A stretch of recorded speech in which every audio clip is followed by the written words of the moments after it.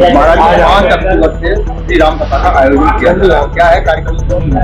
अखिल भारतीय श्री राम नाम जागरण मंच के तत्वावधान में संपूर्ण उत्तर प्रदेश के प्रत्येक जिला मुख्यालय पर राम कथाओं का होना संकल्पित है। इसी क्रम में इस बार जनपद एटा के जिला मुख्यालय पर स्थित मेहता पार्क में 5 अक्टूबर से 15 अक्टूबर तक राम कथा का आयोजन होना है।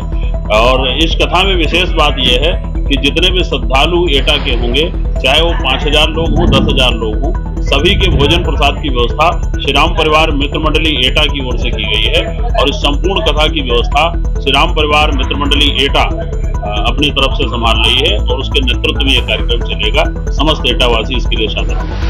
महाराज जी, राम कथा का समय क्या रहेगा? राम कथा का समय सायं 4:30 से 8:30 तक रखा गया है और ये निश्चित है कि 8:30 बजे के बाद भंडारे को करेंगे।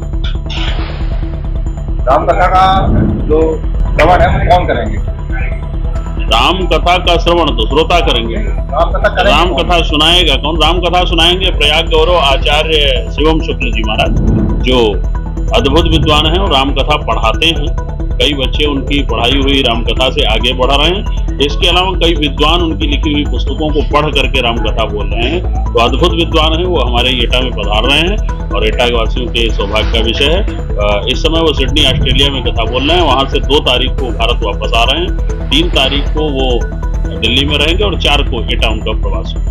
जनपद के लोगों से क्या अपील करेंगे? जनपद के लोगों से यह अपील करेंगे कि जनपद का संपूर्ण जनमानस जो भगवत प्रिय भक्तजन है वो कथा सुनने के लिए जरूर पधारें और सायंकाल की वेला में सब लोग भोजन प्रसाद करके जाएं। इसीलिए हमने इस जो रसोई है इसका नाम दिया है डिनर विद ठाकुर जी। इसलिए जितने भी लोग आएं तो ठाकुर जी के साथ डिनर करके ही जाएं और इस कार्यक्रम की भव्यता बढ़ेगी, ये मेरा पूरा विश्वास है। पूरे जनपदवासी इससे प्रसन्न। महाराज जी, क्या इससे पहले भी कथा की गई है? संस्था के द्वारा, महाराज जी के द्वारा तो बहुत कथाएं हो चुकी हैं, लेकिन संस्था के द्वारा इसके पूर्व में 75 जिलों के क्रम में अगर देखा जाए तो 28वां जनपद है एटा जहाँ पे कथा हो रही है। और अगर राम नाम जागरण मंच संस्था की बात की जाए तो पूरे कार्यकाल में 2012 में संस्था का गठन हुआ, तब से लेकर के अब तक 152वीं राम कथा आपके एटा में।